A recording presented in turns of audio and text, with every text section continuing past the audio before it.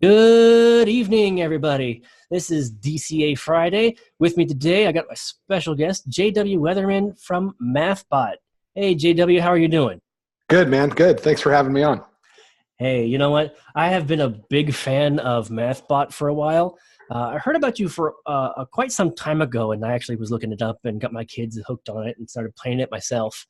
And Awesome. you know, I one of the things that I really wanted to do was to get your story. What started all of this? Like, who are you, and how did this come to be, and why? So, tell us a story. Tell us all about you.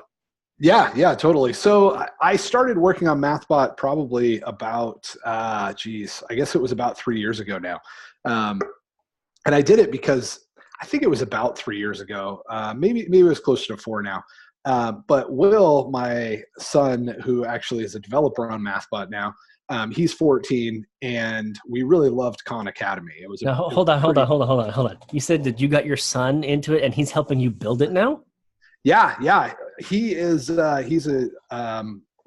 He's doing great. He's fixing bugs, writing features. Software is such a great place to be because you can get mentored. You can have the old mentorship, apprenticeship sort of experience. So we've got like three developers that work on Mathbot that are really experienced devs. One of them has been a developer for like 30 years, like as long as maybe close to 40, like as long as anybody has been a developer, is a really brilliant guy. And so Will gets to work with those guys.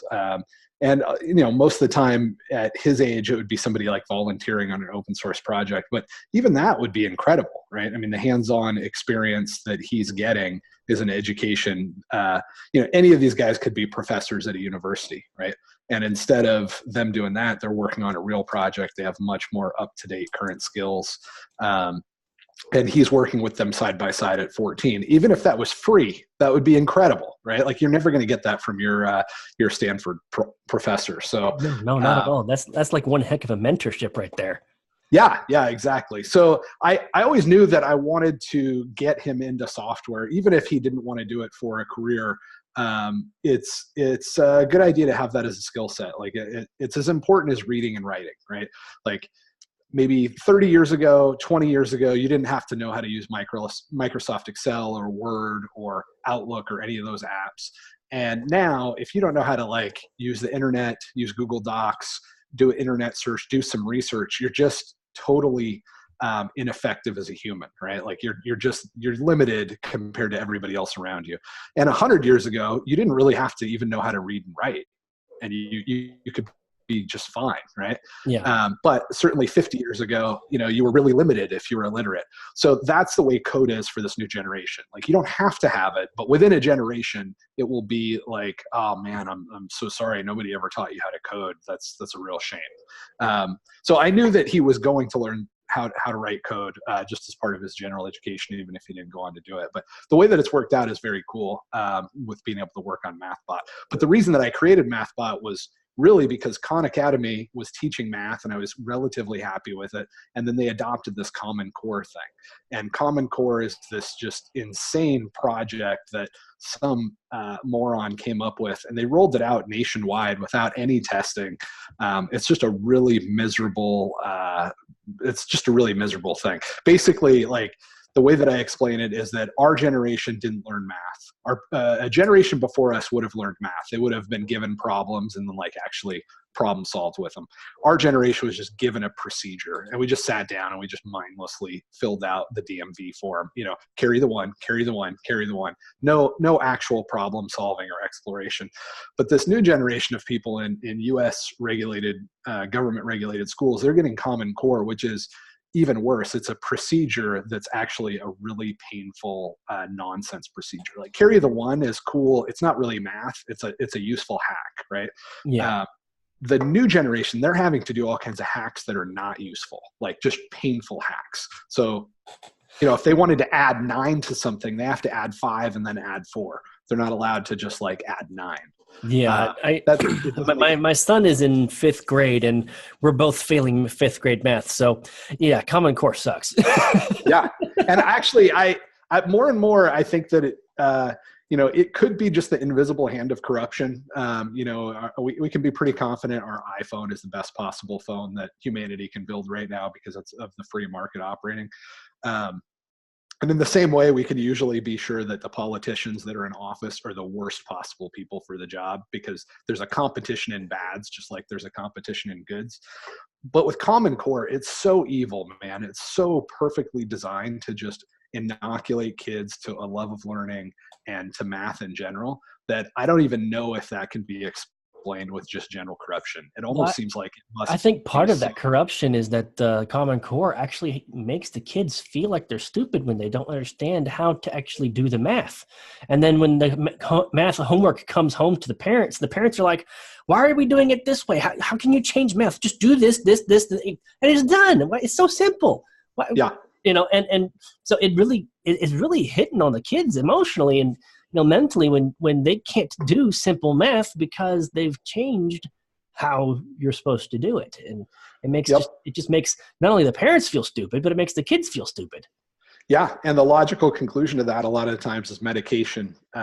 So about 10%, 10 to 20%, depending on, where you're getting your data, of boys that are in public schools are medicated right now. And one of the main reasons that they end up medicated is because they get really frustrated and angry and can't pay attention in math. That's one of the main kind of triggers for this stuff.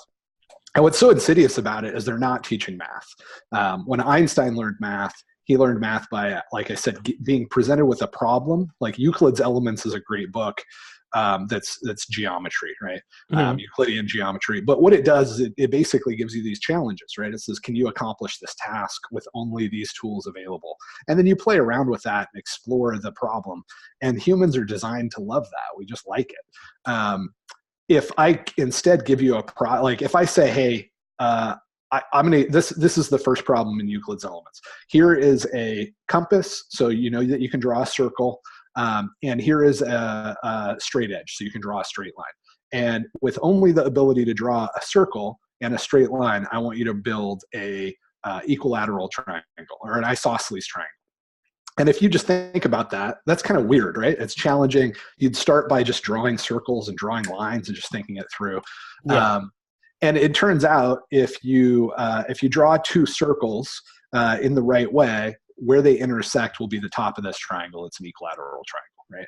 But if I just tell you instead, like that could be that's a puzzle, right? It could be fun. But if I just tell you instead, draw a circle, now draw another circle that shares the same radius. Now where they intersect, draw a dot. Now draw a line between that dot and the left side, that dot and the right side, and now connect the two. That's not fun. No, it sounds painstakingly boring. Right. But that's how we taught like addition or subtraction, right? We just said, draw the number, draw the other number, draw a line beneath it, take that number, put it with this one. If it's more than 10, put the one here, blah, blah. It was just immediate procedure. It wasn't, hey, here's a problem. Here's a pile of 6 and a pile of 3. How many is that total? Think about it, right? So that was something that I hadn't quite realized just how bad it was, because I went to government school or government regulated schools, just like everybody else. So when my kids were learning math, when Will was learning math, up until the time that he was about 10, it didn't really bother me too much that he was just being presented with a solution and not a problem, and that he was just doing kind of rote memory work. But when they went to Common Core, it was so crazy. I mean, the effect for Khan Academy was they had this great, well-organized system where you could kind of see how different math was related. All of that stuff got blown up. And then the stuff that my wife showed me he was having to do now was so stupid. I mean, not just not as efficient, but just stupid, right? Like I'm a smart guy. I've worked in software for a long time. I could look at that and go, there's no reason to do that. It's not easy to learn. It's not easy to understand. It's unnecessary. There's just you could make no solid argument for doing the procedures that they were having kids do, other than just either wanting to do something new and weird and different. But I don't know. Like I said, I still struggle to think that there's not a bunch of guys in a back room just plotting the destruction of civilization behind this curriculum, because it's really that bad. So that was the inspiration to start down the path of building Mathbot. We started out just by building our own curriculum, and we used like poker chips and things that were very tactile. And then over the years realized that if we could turn it into software, that would be better. And he was also getting mentored by people at Google. When he was like 11 years old, one of the more senior architects at Google was mentoring him and teaching him programming. So he was he was basically the guinea pig for a lot of this stuff. But the end result was Mathbot, and Mathbot is a app that you can play. You just go to mathbot.com. It's free. And you start programming. And basically what you're doing is you're programming the robot to solve math problems. You're not solving math problems directly. So Right. that makes it a lot more fun. And you're developing both of those skills at the same time. And it also eliminates all the sort of rote repetition, right? Like as a software developer, you're not sitting down and solving the same problem 100 times. Like as a mathematician, you don't sit down and do the same thing 100 times. You explore the problem space, you come up with a solution, and then it's solved. You're not going to solve that problem maybe ever again, but certainly not for a long time. So that's the more realistic experience of software and math, and that's what we wanted to create with Mathbot. So it starts out real simple, and you just build up very slowly, very much like Euclid's Elements did.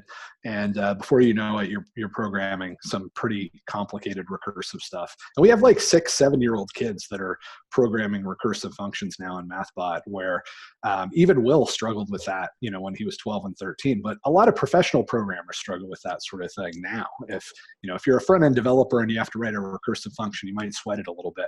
We've got like 6-year-old kids that are just cranking them out. Now, what is a recursive function? Recursive function is a function that calls itself. So let's see. Well, I'll give you an example. If I wanted the robot just to spin in a circle forever, I could create a function call that I don't know. I'd create a function out of the like the spider icon, right? Or call it spin. And inside that function, it would say turn right, and then it would call spin.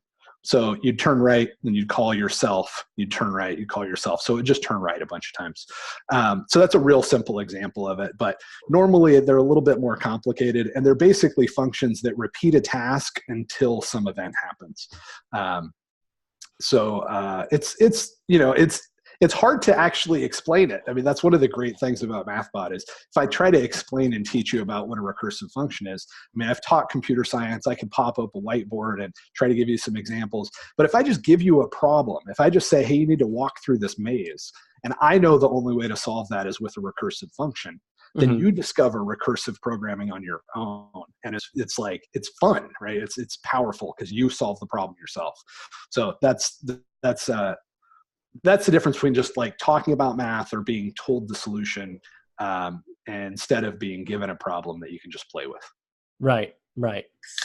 I think one of the examples of recursive function that because I've played Mathbot, I got up to like level 12, just trying to learn the ins and outs of it, and I found myself creating, I guess, recursive functions based on your description, where I would program like the rocket or the shuttle to, do a movement, like move 2 spots forward and then and then turn and then move 2 spots to the right. And then I would program the shuttle to actually pick up the cat and, move 2 spots to the right and drop it off. And then, I'd do that like 2 times. And then I'd just, hit the rocket, program the rocket to do it multiple times until the task was done. Right. Yep, that's exactly that's a better description than I had of the first recursive levels. Yeah, and what's really cool about that is that you start instead of you being the robot, instead of you solving a problem 100 times, you get to be at a higher level. You get to go, okay, here's a problem. Now I'm going to program a robot to solve that particular math problem or that puzzle or that maze or whatever. Right. And you start getting a sense of how powerful programming is, right? Like it would be really hard for me to try to solve a lot of problems now that I knew I could use programming for without programming. It would be like, having somebody that has run a backhoe dig a trench with a hand shovel. Like it's painful because you know how much more powerful you can be if you just go grab the right tools. Yeah. Yeah, real quick, I wanted to share with everybody what you did. Let me go ahead and do the screen share so I can show everybody Mathbot. and we'll just do like a quick one level deal.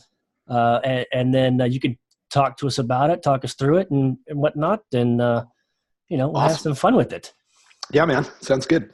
All right. So let's go ahead and see what we got here. So while you're bringing it up, it's basically intended for anybody that's about 4 years old and over. Like a 4-year-old's going to get stuck on a much earlier level than somebody that's older. But it's there for them, and they can come back and play with it. And as their brains grow and they get older, they're going to be right there at the edge of what they're capable of. So excellent. All right. Can you see the screen just fine? Yeah, looks good, man. All right. So basically, from what I've gathered, is that you could do any of these commands right here. And like there's the rocket right there, and I can program several commands in here. So I could do walk, and then turn to the left. We'll go ahead and just plug that in there real quick and see where that takes us. And yes. So what you're looking at here is you've got the robot, and then you've got a stack of kitties up in the left corner. Mm-hmm. And the goal is to get 8 cats and put them on the portal. So I think this is one of the counting levels. Yeah. And there's a bunch of different ways that you could do it, but one of the more fun ways is to write a separate function that goes to where the cats are. So yeah, like transport, walk, pick up. So why don't you create a function that just walks forward a bunch of times, turns left, walks forward a bunch of times, and then turns right, because that should get him stuck in the corner, which is all right. So let's program this one. You said walk forward a couple times. Yeah, just walk forward like 3 or 4 times. Walk. So what I'm doing here is I'm just breaking the problem down into smaller pieces, right? Mm-hmm. We got to go to the kitties, we got to pick up the kitties, then we got to go to the portal and put down. So we got to pick up the kitty. Yeah. We got to turn around. Actually, so you're going to have to let's go back to where you're at. You're on, go back to the little ghost that you were working on. Okay. So he's going to walk forward, but that'll put him on the 8 position. So have him turn left and then walk forward 2 more times. Well, hold on. I've already got the rocket ship right here. Oh, you've already got something. Yeah, the rocket ship already has a walk, and a turn. All right. So that'll get us to the portal, turning and facing left. The ghost right here, walk, and pick up. That'll pick up the kit. Yep. So go ahead and do pick up 8 times. Pick up 8 times? Oh, yeah. We could do that. And actually, you know what? Let's do this even smarter. Down in the bottom center of your screen, there's an icon that has 8 dots on it. Hit the green X to close out editing this function. Okay. Now grab that 8 and drag it up next to your ghost. This is a 6 right here. Oh, is that a 6? Yeah. I can't see your screen that well. That's all right. Just grab something. We'll grab that, and then we'll grab a 2. There you go. Good solution. So then, so change that. We'll go ahead and click on the 2 and rename it to pickup 2. Okay. And we'll go ahead and rename it pickup 2. All right. And then just put 2 pickup commands inside it. So what we're doing right now is we're starting to explore a little bit of like code reuse or creating functions so that we can call those functions and build up slowly. In computer science, we'd call it like different layers of abstraction, right? And so over time, you're probably never going to solve these problems again because you have functions that solve them. Right.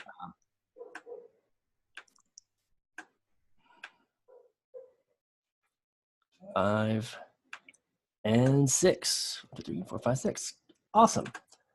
And so we can just put those inside of our ghost, correct? Yeah, exactly. All right, let's go ahead and get rid of these. We don't need them anymore. You can just drag it out. Yeah. So we'll go ahead and drop our pickup 2 and a pickup 6. Yep. And then we'll do a U-turn. Yep. And then a walk. Yep. Walk. And then we will put down. Now, do we need to put this down how many times or just once? You got to put it down 8 times. So you could create another function, maybe grab the... Let's do that. Let's create another function. So here's a trick. If you create a function that just puts down like 15 times, it'll always work as long as you don't need more than 15. So maybe go hit the green X to close that out, and then drag up. It doesn't really matter what the icon is. Maybe we chose the ant because they can lift 50 times their weight, so we'll just drop. There you go. We'll put down 8 times. 1, 2, 3, 4, 5. So actually put down like 10 times, and then you'll know that 7, no matter what problem you have, 8, as long as it's less than 10, it'll work. 9, 10. Excellent. All right, so we'll go ahead and we got our rocket to move to the portal. We'll go ahead and use the ghost? Yes, it was a ghost to move and pick up the cats. And then we got our ant to move and drop them off. Yep. Let's see how. So this is actually a pretty far level. I think this is level. This is like level 13, I think. I don't think so, man. I think you're on a maybe planet 2 or 3, so you're probably around level 22, 25, something. Oh, Lord. So it's totally fine. I just want to tell everybody that's following along, like, if this doesn't make sense, it's because we're not starting at the very first level. We'll show that in a second. You'll see how easy it starts out.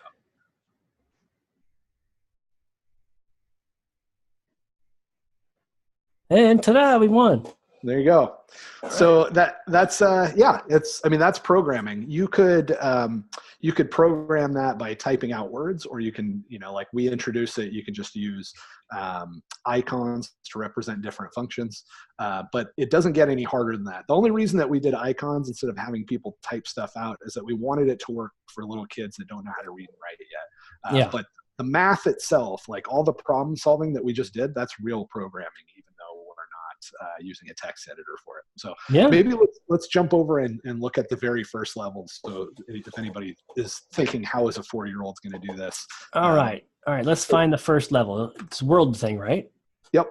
All right. Yep. So click on the we're going to change this incidentally, but you're on counting. So click on the purple planet, because this is the first counting level, which is, I think this is level 22 or something. Purple. Yep. So coding level 1, click that. Perfect. And it comes up with a free hint video that walks you through it, but you can close that. Oh, very cool.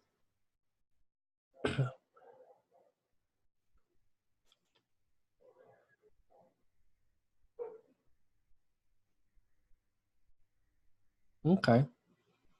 All right. Well, let's go ahead and keep on going with what we got going on here. Why don't we go ahead and figure out what we need to do? Just level Sorry, 1. man. I got disconnected there. Oh, it's all right. It's all right.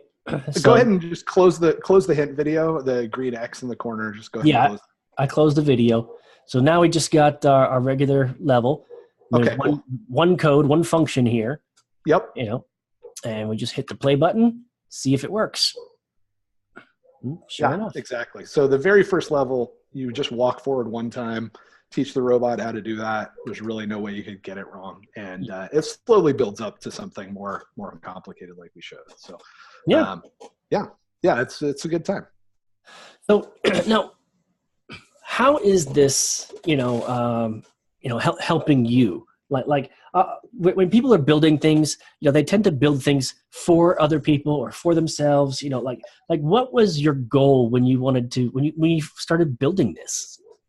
Well, I mean, really, my goal was just to figure out how to help Will and my younger kids learn math and programming, because the default thing that I was doing, the thing that I thought was working pretty well, just completely fell apart. So I knew I had to solve the problem, at least for my own kids.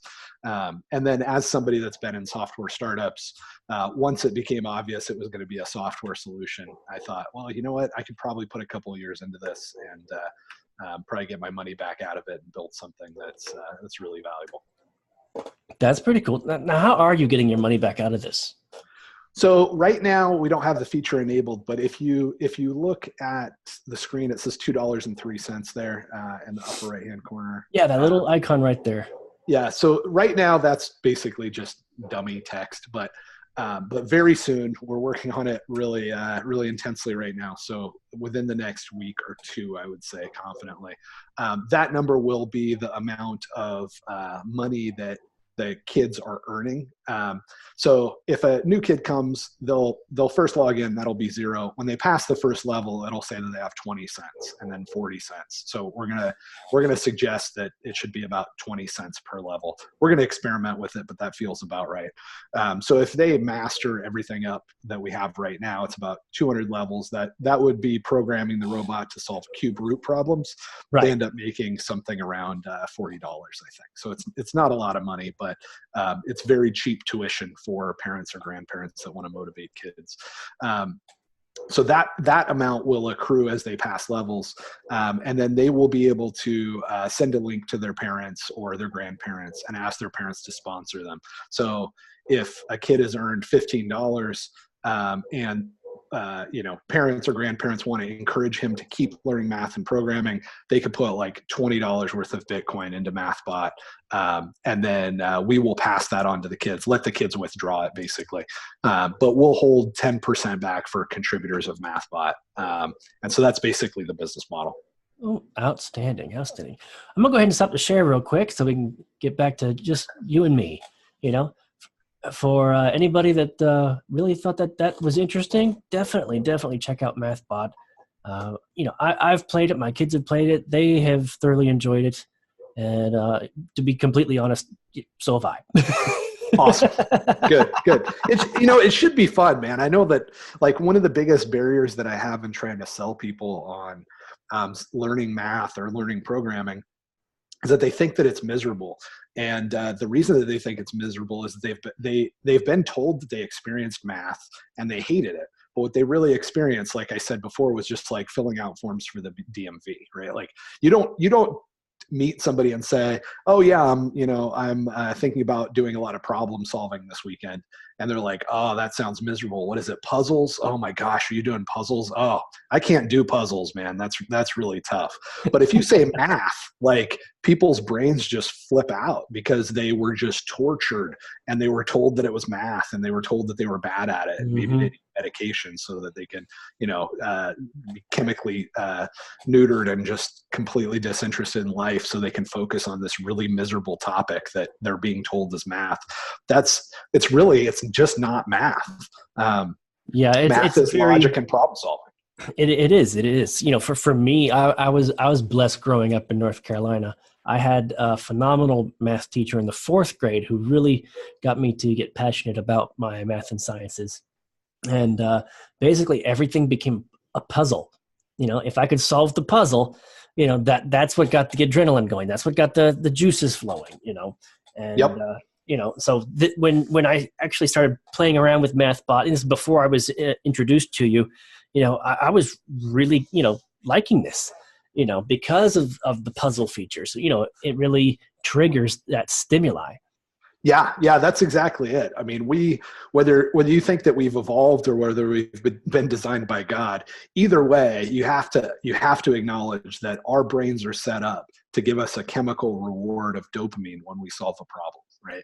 So to say like I'm not good at math or I don't enjoy math is like saying I'm not human, because you do enjoy math.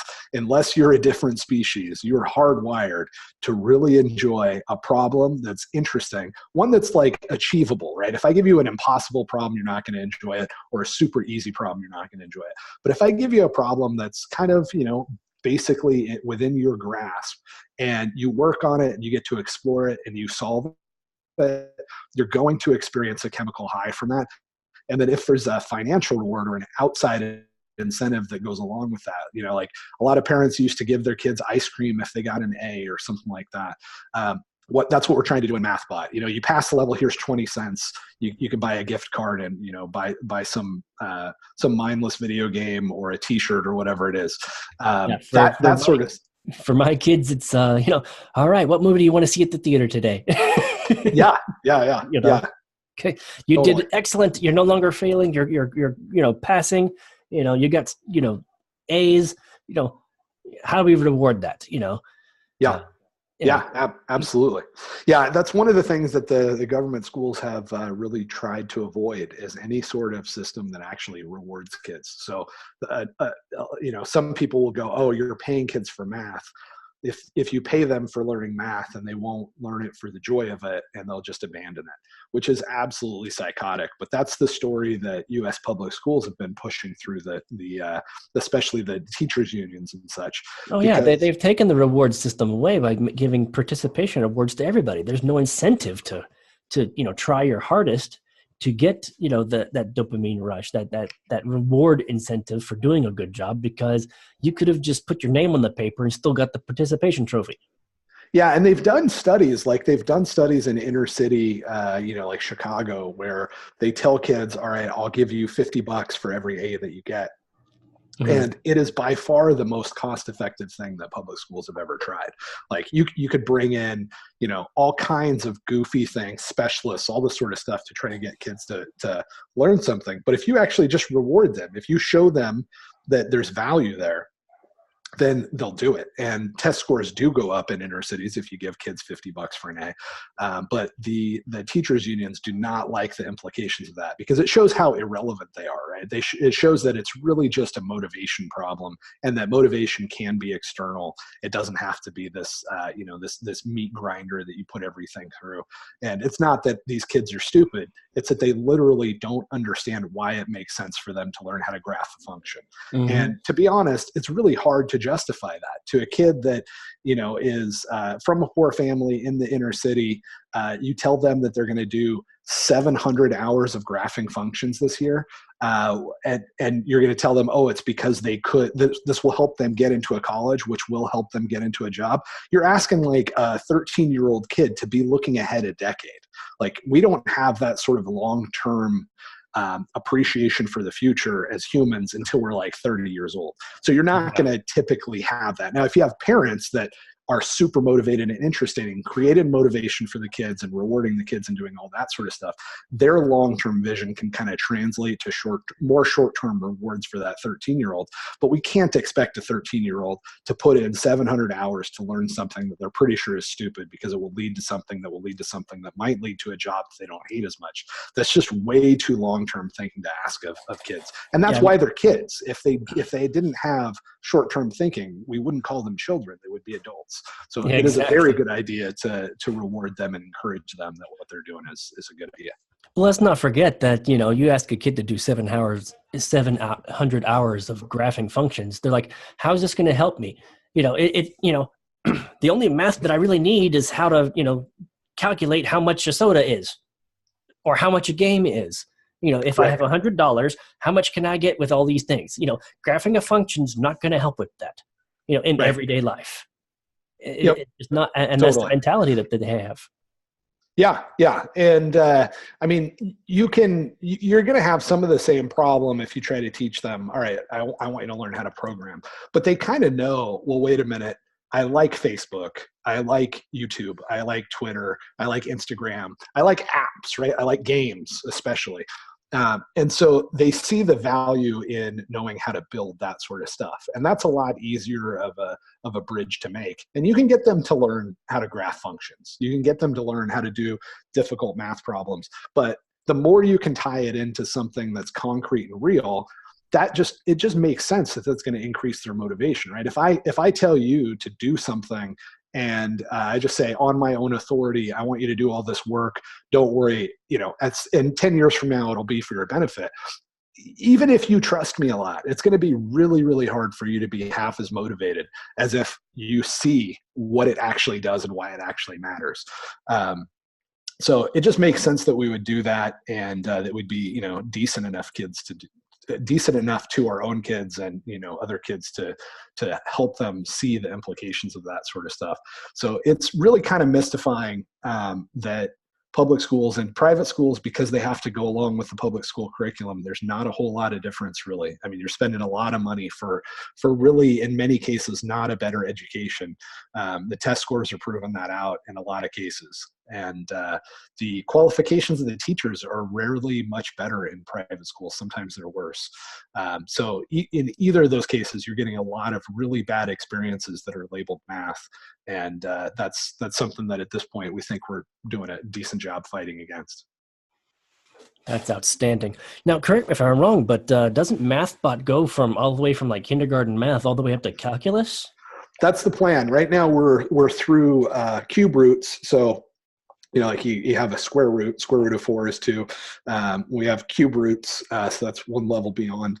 And that, at this point, really covers kids up through maybe 10 years old, something like that. But we're adding more levels all the time. Right now, we're really focused on enabling Bitcoin payment rewards and a couple other features that are going to make it a little easier to see exactly why the robot's doing what he's doing at any point in time.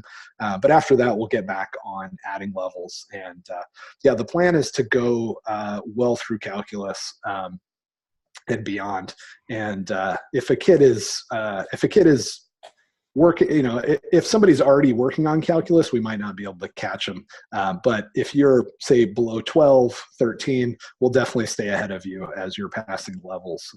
We'll push them out faster than you can pass them until you're up through calculus. That's pretty cool. Now, you mentioned the Bitcoin payments, let's talk more about that. I want to hear more about how you plan on implementing Bitcoin or cryptocurrency, like an in-game currency or a reward system, or how you plan on integrating that into Mathbot, and how does that help the business? Yeah, so the way that it will work is you'll basically see the dollar amount that you've earned, and we're just going to show it in US dollar terms because then kids will associate that with money. It's hard if we put a number and then BTC, they're not necessarily going to know what the heck's going on there. So we'll show the US dollar amount. When they click on that, if their parents have sponsored them enough to where they have money in their account, then they can just take the Bitcoin out. It's basically a custodial Bitcoin wallet that's built into Mathbot. If not, then they can send a link to their parents and their grandparents to get sponsored. So it's sort of like a GoFundMe page for little Bobby, so that he can stay encouraged as he's mastering programming topics. But from the kid's perspective, if they've been sponsored, it's just money there that they're able to withdraw. They can pull it out to their own Bitcoin wallet. We're using an open node in the back end, so you could also do Lightning payments.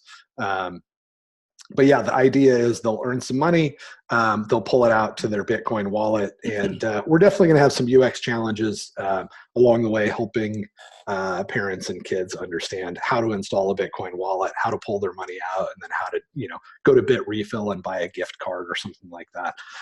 But that's basically it. It's just it's not enough money to where we're too worried about it being custodial. We're not going to let kids earn more than maybe about $100 or something before we cut them off and say, all right, you've got to pull it out to your own wallet, because if we get hacked, you're going to be really disappointed. But for small amounts of money, this sort of custodial solution with OpenNode, it's opennode.io, I believe. I should look that up if anybody's interested. It's a open. So let's say, mom or dad or grandma and grandpa decide, hey, you know what? You need to get on this Mathbot thing to little Johnny, and grandma decides to put $100 into Mathbot.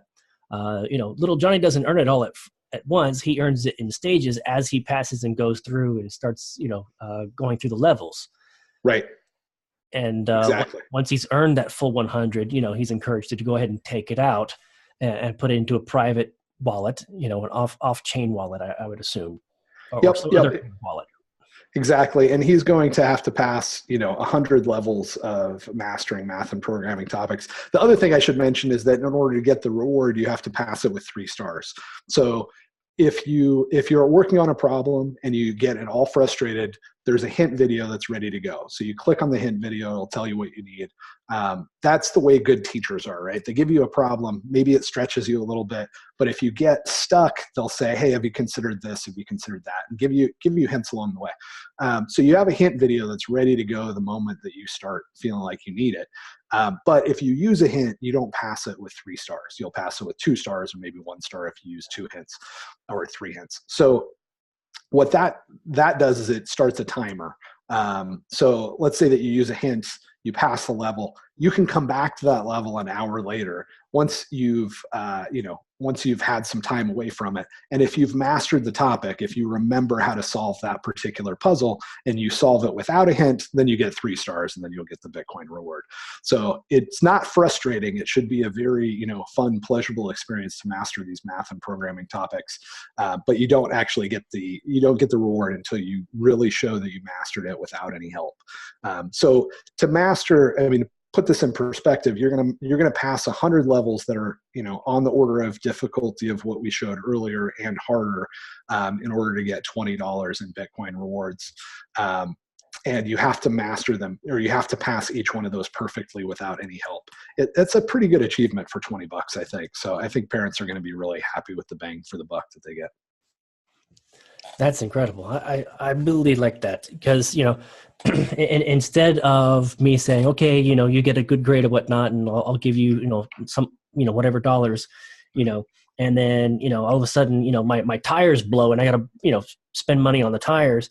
Basically, by having it pre-deposited, whenever they achieve that level, that's when the algorithm basically rewards them, with what was already there that I had put in, or, grandma and grandpa had put in. Yep. Exactly. And one of the reasons that we think that that's a better way to do it is just like you said, like sometimes things come up, and, you're like, hey, I'll buy you ice cream if you get an A. And then, your wife is sick and you're not able to take him out for ice cream. And I've done this to Will so many times. It's painful. Like, oh, buddy, I told you I'd buy you an airsoft gun if you did that. And gosh, it's been like 3 months. All right, we got to go do it today. That's not a great, it's not a great system. It's not as, parents, we all do what we can, but if you can shorten the time between them accomplishing something difficult and getting the reward, it's more effective. So, it is more effective because let's say, they got straight A's on the report card, and 3 months later, you're finally able to give them the reward for those straight A's. It's kind of like, if I get straight A's again, it's going to take me 3 months to get anything for it, Dad. Right. And it just disassociates the task with the reward.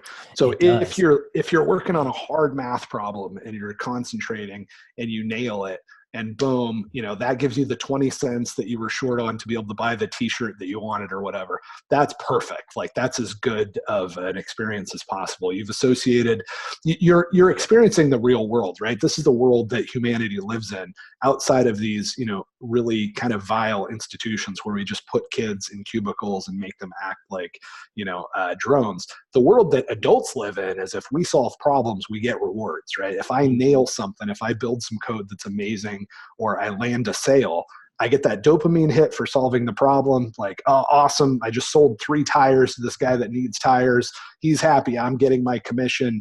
And I get financially rewarded for it. And I know that that's going to happen. Right. Yeah.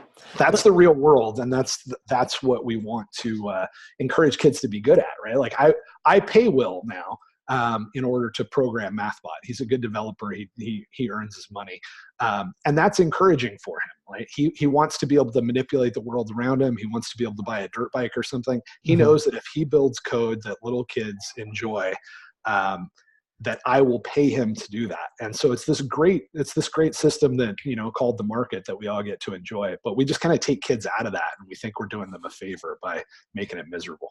Well, not only that, but by having him work on something at such a young age, you're giving him a life skill that he could use much later in life. It's not like a child labor thing. It's a, you are encouraging your son to build something, to put his time and effort into it. Like, this is called dollar cost average, Friday, DCA Friday podcast. And you are encouraging your son to put his time and effort, to DCA his time and his brain power into helping you build Mathbot. I think that is incredible because it can go so much further. Like you said, he had he has got somebody from Google tutoring him or something like that. Yeah, I mean, one of the great things about homeschooling in general is that once you disconnect from the drone factory and you just start thinking about the skills that you actually want your kids to have, there's incredible opportunities.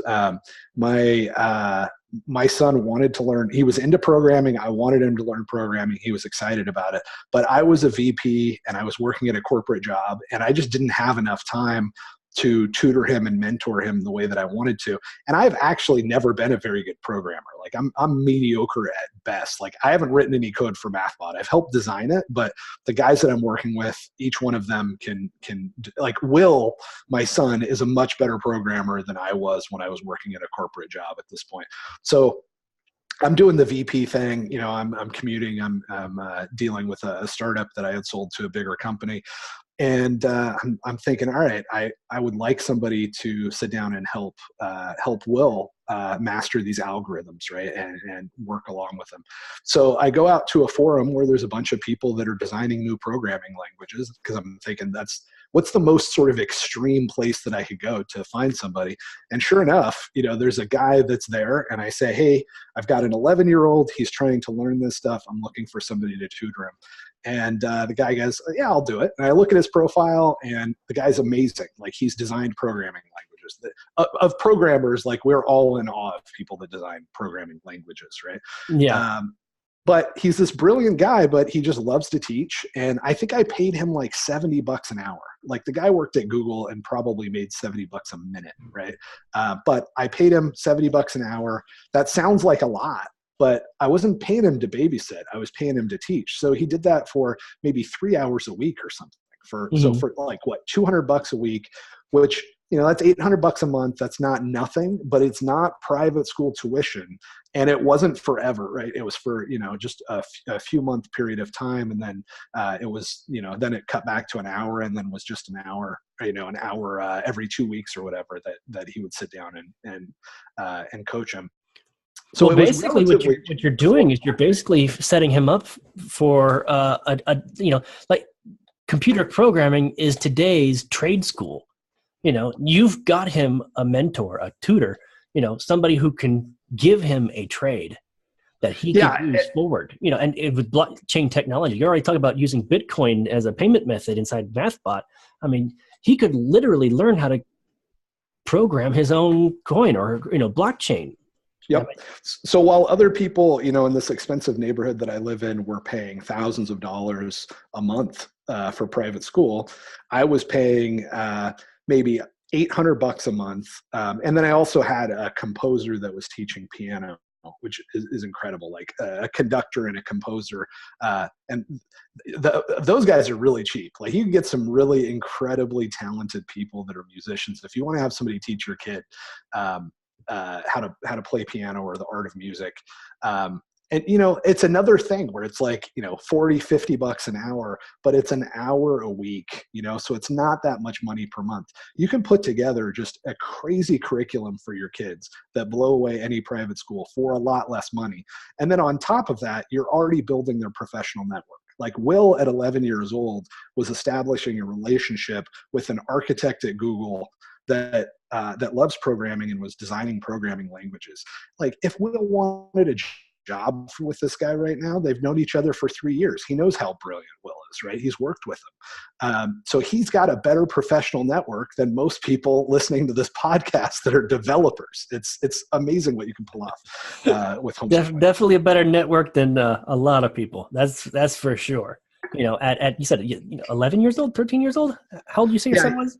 He was 11 when he was working with the Google architect. Oh, so he's 14 now, and he's got a better network than, you know, majority of the professionals out there.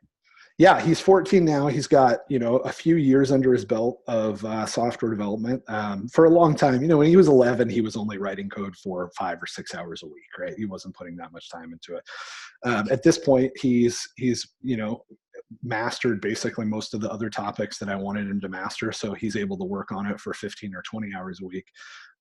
And he loves doing it. You know, he's 14, right? So his career aspirations may change, but he'll always have a really valuable skill set. And the other skills that he's developing in this process of mentorship are universal, right? Like, he's learned how to work with other people and solve hard problems. Yeah, they're programming, but if he decides that he wants to go into, I don't know, material science or something, all of those skills are going to translate just fine. So homeschooling in general, I definitely encourage people to do. And that is another reason that I wanted to do Mathbot, is I wanted to kind of take the crown jewel of the schooling system away from them. I think that Mathbot over time is going to make it really, really obvious to parents that they just don't need public and private schools to handle that their kids are sitting down, they're working on interesting problems, they're getting rewarded, and they're learning math and programming that these private and public school teachers can't do themselves, right? There's 11-year-olds now that are walking into classrooms going, you're not going to convince me that I'm stupid and I need medication because I don't want to work on the most boring problems ever conceived by man, because I can program recursive functions in Mathbot and you don't even know how to do that.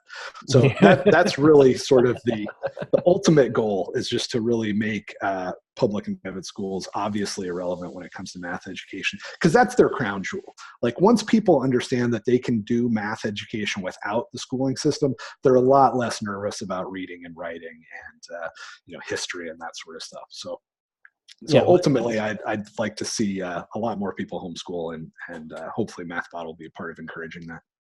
Yeah, I was homeschooled for 1 year, and I will say that at the end of that year, I was testing, because, when you do homeschooling, you have to have your end of the year test, and, they have to basically do a placement, where you are versus public schools and private schools. And I was testing in third grade at a 12th grade level, after 1 year of homeschooling, Right. And homeschooling, I will say, it's not for everybody, but if there are programs out there like Mathbot that can help with that, help make the math, the puzzles easier, everything else becomes a piece of cake, history, reading, all of it. Yep, absolutely. Gain that confidence. Yeah, one of the things that I'm trying to do now when I have downtime not working on Mathbot is put together a more holistic homeschool curriculum. So if anybody's interested, they can hit me up on Twitter at JWWeatherman_, and I'll keep you posted. But one of the things that is really important for like a 6-year-old is that they have a lot of free time. 6-year-olds need unstructured playtime. There's been a lot of psychological studies on this. I think part of the reason that Will is really brilliant is he spent a lot of time just climbing in trees in the backyard and making mud pies and just screwing around. So that's actually really important time, right? That's not like unimportant time. That's critical brain development experience where you feel safe, you're near mom, but you're able to just kind of explore the world around you, right? And one of the things that happens to kids, like, we're pushing it down to like 3 years old now, is that we're trying to get kids into these systems, into these cubicle factories, these drone factories, where kids, they don't have any of that, right? They're just constantly being pushed through, now you're going to do tactile development. Now you're going to do painting. Now you're going to do this. It's very structured and very controlled. And I think what a lot of parents are slowly realizing is that they're actually doing their kids more damage by putting them in these intense environments. They're not allowing their brains to develop and become the sort of creative, well-rounded people that they want them to be by treating a 6-year-old like they're 16. They just don't have the attention span, and it's just not healthy for them to do that sort of stuff.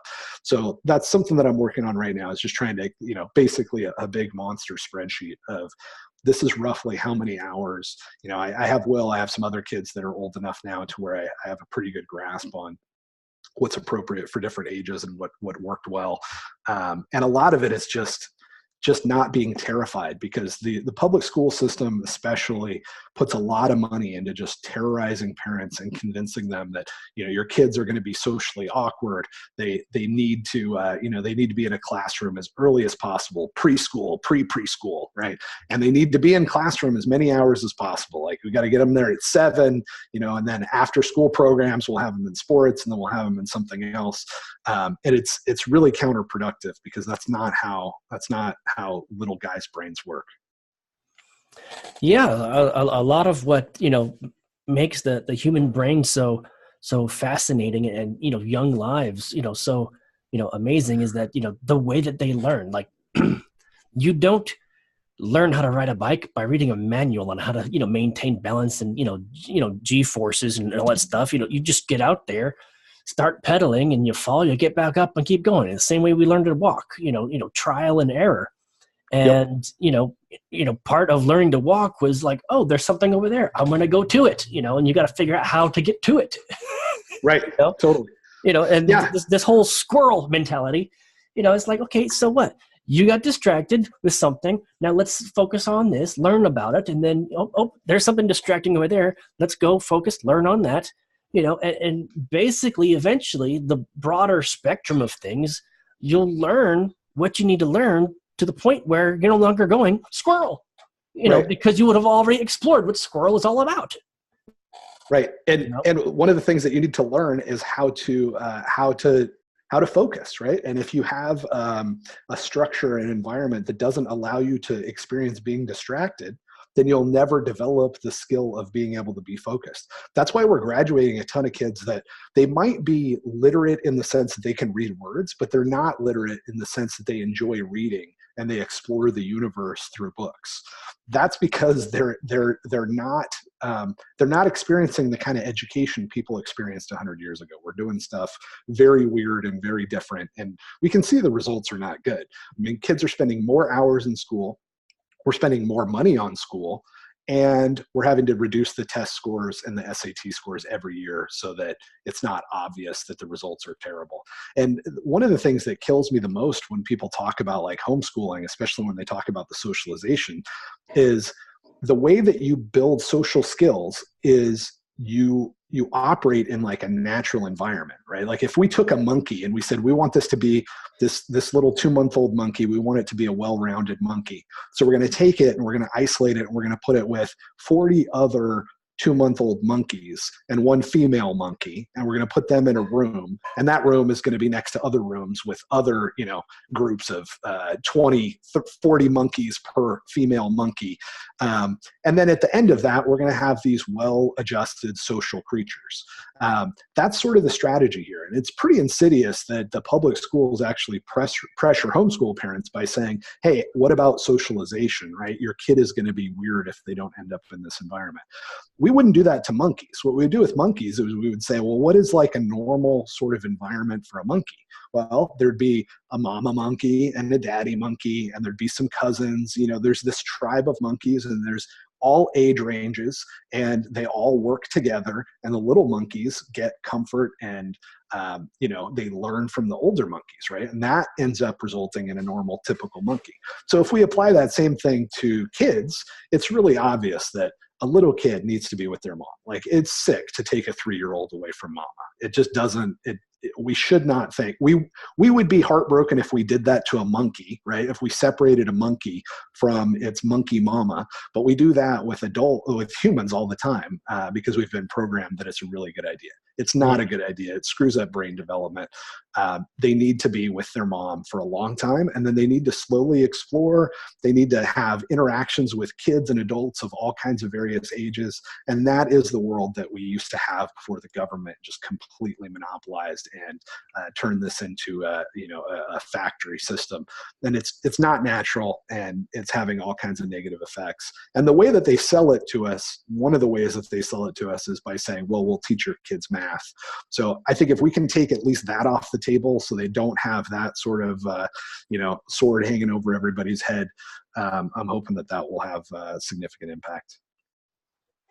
Awesome. All right, so let's go ahead and talk about your ultimate goal, like your personal, goals and dreams when it comes to Mathbot and what you're grinding, what you're building. I mean, how do you plan on bettering your life and your family's life utilizing Mathbot or anything else that you're building right now? Yeah. I'm sorry, man. Can you say that again? Because I think you asked that earlier and I didn't totally get it. So ask me one more time. All right. So basically your hustle and your grind, is you're working on creating Mathbot. Okay. Now, how is creating Mathbot? Because right now it's free for the public. Okay. Yep. So how is Mathbot, helping better your life, and not just your kid's life? Because you've mentioned how it's helping your kid. He's developing, relationships with tutors and whatnot. He's programming on almost their level right now, and he's building Mathbot itself. Part of DCA Friday is, what's your hustle, what's your grind to make your life better, to get out of debt, build financial wealth. How is Mathbot going to help not only the other people that are joining and subscribing to the idea that Mathbot is great for their kids, but how will Mathbot help you and your family as well? So I think part of the reason that I was able to do Mathbot is that I've been for over 2 decades working in software security, and it's a really good lucrative field, right? Like, I encourage people to learn software development because there's so much demand for it that you get paid really well for it. And then I was able to do some software startups, no Facebook size exits, but I got paid well enough to where I'm very financially comfortable, and my family's really financially comfortable. So at this point, it really is about so this is more a kids. passion project. This is more a passion project. Yeah, it is. I mean, I do think that I will make money from Mathbot. I do think that it's not a nonprofit. I don't think that nonprofits are a good idea. I'm hoping that we provide enough value to have everybody include. I mean, because other people have contributed to it as well. I'm not the only person who has skin in the game with Mathbot. I would like to see all those people do well financially as a result of it, and I would like to get more resources back so I can invest in the next project. Because hookers and blow is obviously really not my thing. So I'll be putting it into something that's worthwhile. I do think that it will make money. But that said, the way that my life is better from it isn't really primarily financial. It's really, this is the way that I think I can, beyond just my job as a dad and having to educate my own kids. And this makes it a lot more fun than just building it for just us. It really is about, making an impact on the world and making the world a better place. I'm at the point already where it's unlikely that if I had some more money, it would have an impact on my life. But if I teach 10,000 kids how to program, it's not unlikely that they're going to invent something or solve some problem that keeps my old butt alive in about 30 years when I've got a pacemaker that needs better code or something. So it'll come around. I have no doubt that it'll make a big impact. But it really is mostly for my kids and for the future. Outstanding. So for those who are listening or watching, basically, if I'm understanding correctly, Mathbot really is a passion project for the good of the community, for the good of those out there, not for you yourself, because you yourself have already built things that have made you, financially secure and wealthy. This is really a part of you giving back to those out there. I think that's true. I mean, politically and philosophically, I'm a cypherpunk. So what that means is that I'm not going to be the guy that's like holding a picketing sign that's outraged about, the last school shooting. I'm not trying to pass gun control. And I'm also not the kind of guy that's going to put any energy into preventing gun control through politics, right? I'm the kind of guy that's going to say, if I want to change the world in any way, I'm going to do that by building tools. I hate the public school system. I absolutely got enraged with what they did to Common Core. I would have liked to just, burn a bunch of buildings down, but it wouldn't have accomplished the goal. So Mathbot was a way that I could make them irrelevant, right? So there's a fair amount of hate and loathing that is motivating this as well. But instead of trying to, lobby Congress to reduce the number of hours that kids are in school, or try to get the mobsters to make better homeschool laws. My strategy and the thing that gets me excited is building a tool that just makes their opinions irrelevant. Outstanding. That is absolutely phenomenal. When you can actually build something that makes whatever it is that they can come up with irrelevant, I think that's phenomenal. I mean, I think that's right in line with, Bitcoin and blockchain, making the banks irrelevant. We're tired of them, manipulating our dollar, making our dollar worthless. It's like, okay, time to create something new, and, that's what they have done. And I think you attacking, the, educational system in the same way is, brilliant personally. I mean, that the cypherpunk movement that Tim May started, 30, 40 years ago, it has had a big impact. And one of the biggest and most obvious is Bitcoin. The guys that worked on that had a similar philosophy. Satoshi, whoever he or they are, certainly wanted to solve the problem, and they didn't think that political lobbying or just donating to a candidate or voting was going to change anything. They thought that the way to make the world different was just to change the tools available. And I think it's proved to be a much more effective strategy. I think if you look at something like firearms and how that empowered the individual, it's really hard to argue that didn't distribute power and change the nature of the game far more effectively than just going and begging the king for a little bit more gruel. So I think that's the way to go. It definitely keeps me motivated to work on Mathbot, because when I do see some kind of injustice, it's like I can't do anything about that, but there's my particular set of injustices that I'm working around math education. I'll put an extra couple hours in today and kick them in the teeth through that. Outstanding. So right now, what would you say would be the immediate next steps? Because I think you were saying that as the child grows with Mathbot, they would be at what level is Mathbot at right now? And you said it would be going towards calculus. Yep. What would be the immediate next steps for Mathbot itself? So I think anybody that's interested in Mathbot and that has kids or that's thinking about learning programming themselves, or just wants some fun puzzles to work on, because that's fine too.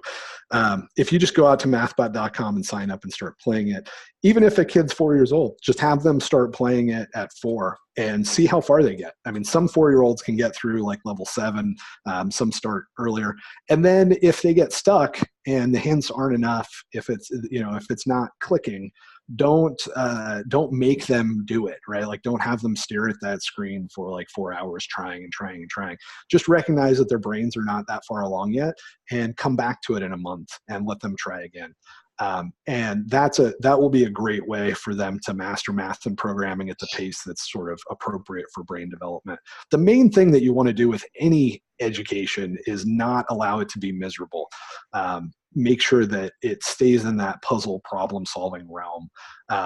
Because once it becomes a death march, then you're going to be doing the same thing to your kid that was done to you in school, which is just inoculating you to the love of that particular topic. So it's not true that if you reward kids with ice cream or a little bit of money that they're going to hate a subject. But if you make it hateful, if you make them do something again and again and again, and it just doesn't make sense to them yet because their brains aren't developed enough, that will make them hate a subject. So I think that's the main thing. Like, let them play with it and, bring it back up on a regular basis if they get to the point where they're tapped out. But yeah, and on the other hand, if they blow through all the levels and they finish all the levels, email me, because I'll probably ask them questions about what parts were hard, and maybe they can help me come up with some more levels as well.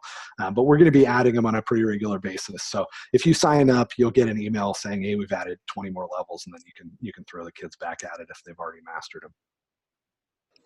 That's terrific. So when let's say, let's pace ourselves like, 5-10 years down the line. Okay. You've already gone all the way to calculus or physics or whatever it is, and Mathbot is complete. You can get a full education with Mathbot. Would you consider tackling other subjects, other, programming game puzzles or something like that? I mean, what do you think would be after Mathbot? Yeah, I will definitely keep working on Mathbot until, when you're done with Mathbot, you could walk in and get a job as a programmer. And I think that that's very achievable for kids that are 15. I mean, Will could definitely get a job as a programmer right now. If one of the reasons I pay him is so somebody doesn't hire him out from under me. So he's. So we'll definitely continue to do that, at least through, let's say, bachelor's degree computer science level skill set, at least with Mathbot. Beyond that, I am looking at doing other subjects, but my thought right now is that I'm going to continue to work on Mathbot and then maybe build out a homeschool curriculum that's a little bit more manual, that's not fully automated. that will help parents work through the other subjects. And over time, I mean, my general approach to software is that it's super expensive. I mean, building Mathbot required hundreds of thousands of dollars of time and direct money in order to get it built. Software scales great, right? Like there could be 5,000 people playing Mathbot right now as we're speaking. Doesn't cost me anything. It's amazing. And it could be 50,000 or 500,000, but it's still really complicated and expensive to build. It's not something you can crank out in a weekend. So, so my approach is generally to do stuff very manual. Like I taught Will and other kids, even kids in the neighborhood, a lot of these puzzles just using poker chips before I ever got to the point where I was sure I was going to build it in code. So I'm thinking that I'm going to take that approach pretty soon to all the other homeschool topics that I think are pretty essential, and just do it with, a relatively small group of people, and do it fairly manually. And I'm sure that there's going to be some other software projects that come out of that. All right. Well, we would love to keep updated, as to your progress and to Will's progress and anything else that you're building. Because I've played Mathbot, my kids have played Mathbot. I'm pretty sure Brian's taking a look at it as well. And it's pretty awesome. And I think that once you get those layers where I could literally reward my kids for playing Mathbot, I could Nana and Pop Pop can put some money in it and, let that reward the kids for playing Mathbot, Yeah. I would love to keep up to date with all of your projects. Awesome. Thanks, man. Yeah, I really appreciate you guys having me on and chatting about it. Give me 2 weeks on the payment side, and then I'll hit you up and let you know that that's released. Software is always 2 weeks away, but this one does feel like about 2 weeks. So, well, yes, definitely. Hit us up, and we'll do another one. We'll just do an announcement saying, "Hey, it's available." Awesome. Sounds good, man. Sounds good. It's been a good chat. Very interesting stuff to talk through. All right. JW Weatherman from Mathbot, our special guest. Thank you for being here on DCA Friday. Brian, you were a little late to the show, but did you have any questions for him that, you might have come up with while listening? Well, I like the idea of him going after the homeschooling subject matter. I've considered putting my kids through homeschooling. The more crazy the school curriculum goes with public schools, and watching my 8-year-old go through Mathbot, and I mean, she's gotten through, I think it was level 7 or 8 in, I don't know, probably an hour of her just sitting there playing with it. Awesome. It's great. And there's some things with my kids. I have one of my kiddos has autism, and it's hard to explain things to her in a way that she gets it, because she also has ADHD. Yep. So she doesn't really, you get about 10 good minutes, and then she's, spacing off looking at dogs and stuff. Right. And having her sit down and play Mathbot and then get up and wander around the house and then come back 20, 30 minutes later, sit down. She's actually picking up on things that her teachers have had problems getting her to understand in school for the last 2 years. Awesome. That's not the first time I've heard that. Actually, one of the first kids that I did when it was still back in the poker chip days, when I hadn't written any software, there was a kid that was just about to go on some more intense medication. She was diagnosed, I think it was autism, or a combination of autism. I think it was a combination of autism and ADHD. I don't know if that's just like the cool diagnosis at this point, like, schizophrenia used to be for adults. But I think that was the exact same combination. But ultimately I was like, well, what are the symptoms? And the symptoms were she gets bored really easily. And I'm like, well, that probably just means she's smart, right? Like, smart people get bored really, really often. So I sat down with her, and for like 3 hours, she was solving problems. And at the end of that 3 hours, and she was taking breaks, like she wasn't just, but she's a kid. I think she was like 9 years old. So I didn't expect her to just sit there for 3 hours. But at the end of it, she was doing long division, and they were sure that she was never going to be able to do long division, at least not for a few years. But she definitely had the ability. She just wasn't, part of it was that she wasn't interested.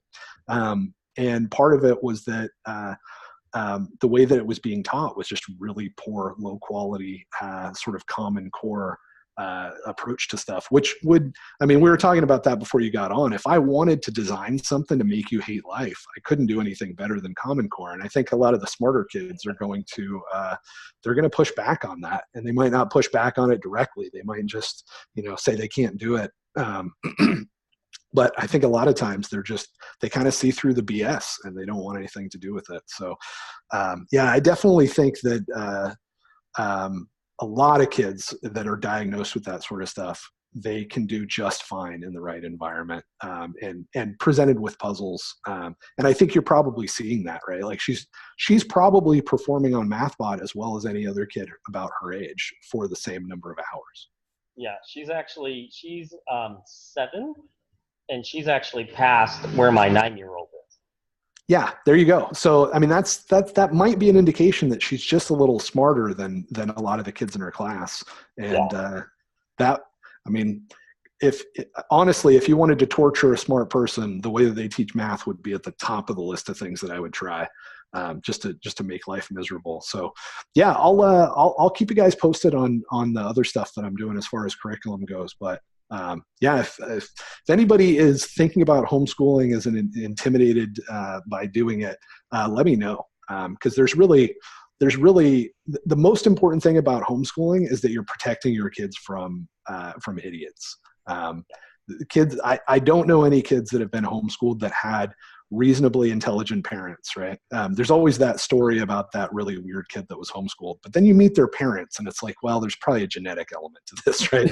But if you're relatively normal, the most important thing that you could do as far as homeschooling is just protect your kids from the very weird characters that like to major in education, and the very, very weird characters that write education curriculum for United States schools. So I'd be shocked if anybody could have a bad experience if compared to what we're dealing with at this time.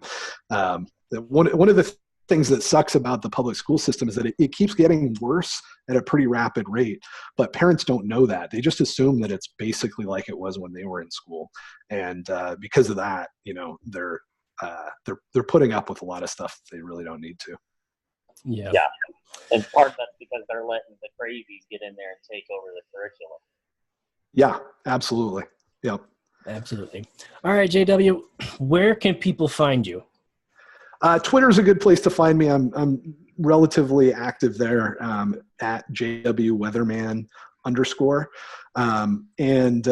Other than that, just play Mathbot and let me know what you think. That's always super helpful. All right, JW, thank you for coming on to the podcast. For anybody interested, that's mathbot.com. Please give your kids a try. Try it yourself. It's actually a lot of fun. And, as JW's pointed out, his sons used Mathbot to the point where he's now coding to create more Mathbot. So, everybody, have a good one. Thank you for joining us on DCA Friday. Have a good one. Have a good one, guys.